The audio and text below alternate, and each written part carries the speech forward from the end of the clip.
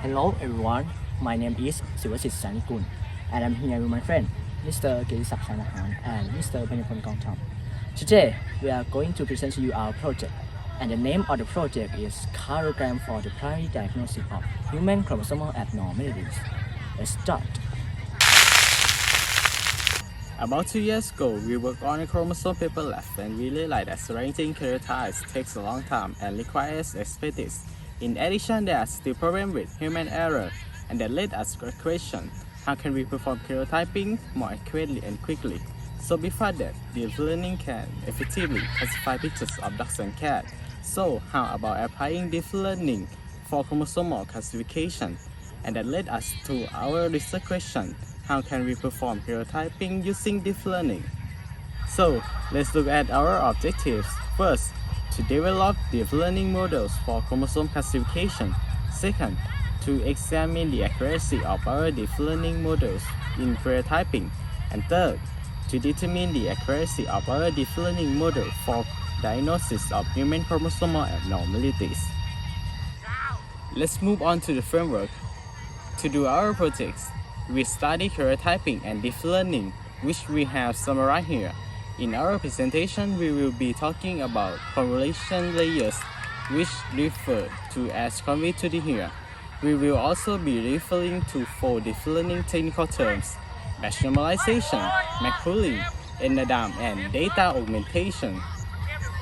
We divided our procedure into 3 parts: model training, karyotyping, and diagnosis.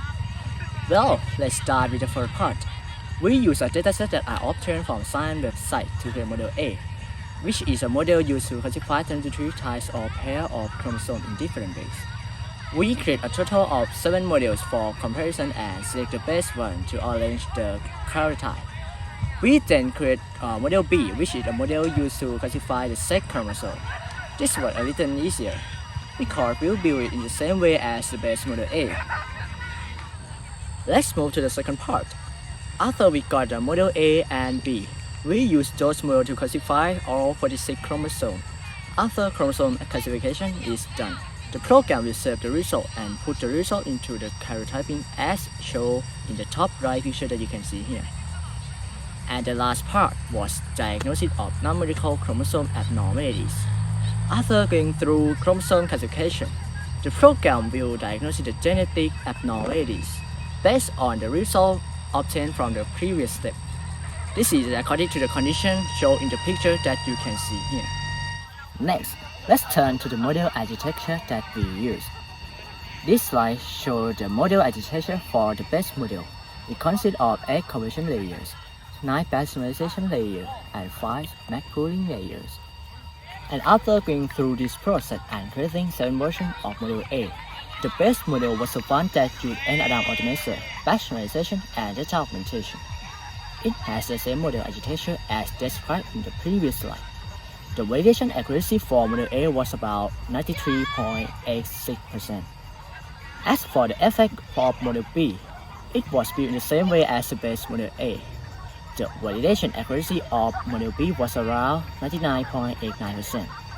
In conclusion, we developed a number of models to perform karyotyping using deep learning. After trying different deep learning techniques, we developed 2 highly accurate models. Model A classifies all kinds of chromosomes with around 93% accuracy, while model B classifies the sex chromosome with almost 100% accuracy. We use these models together to create our program, the Karyogram for karyotyping and diagnosis of human chromosomal abnormalities.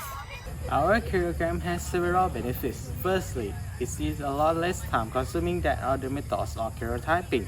It takes only 3 minutes to arrange karyotypes and diagnosis of the 7 disorders listed here. So using the karyogram would help medical staff save a lot of time when diagnosing genetic disorders. Secondly, it could also be used for education. Teachers and students could use our program to learn about karyotyping. Third, using karyogram would help researchers research their work in this field. which our project will help them to reduce their time to arrange karyotype. Thank you for Watching